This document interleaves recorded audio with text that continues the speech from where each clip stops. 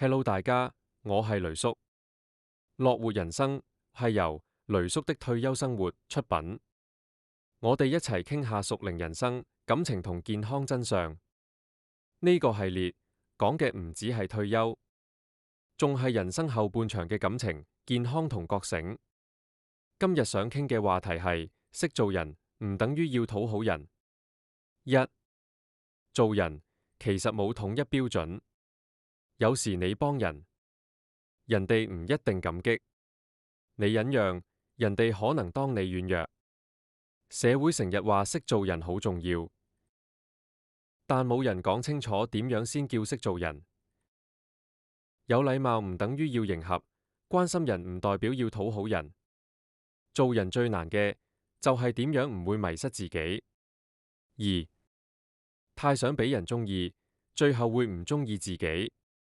以前我都覺得要同人相處得好，就要圓滑啲、忍讓啲。但久而久之，你會發現，你越想討好，對方就越唔珍惜，因為人性就係咁，容易得到嘅嘢唔識珍惜，太好講嘅人容易被忽視。識做人不如識自己。當你知道自己重視啲乜，先知道乜嘢值得堅持。三，唔同意唔代表敵對，拒絕唔等於無情。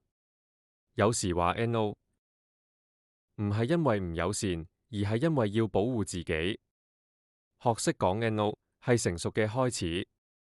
做人唔一定要面面俱圓，有時直但有禮，軟中帶硬反而最舒服。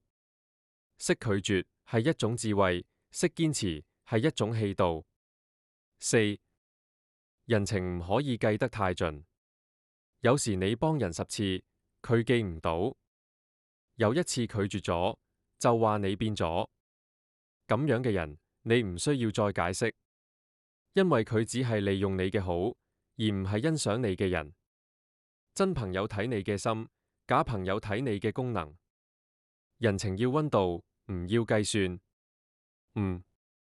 做人有底線，先有分量。做好人唔難，難嘅係要有原則又唔失禮。唔一定要取悅所有人，但要做到對得住人，亦對得住自己。討好係短期嘅認同，真誠先係長期嘅信任。一個識得平衡的人，先係真成熟。今日就講到呢度啦。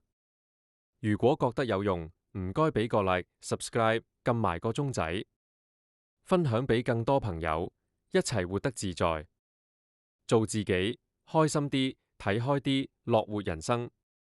我係雷叔，下次見，拜拜。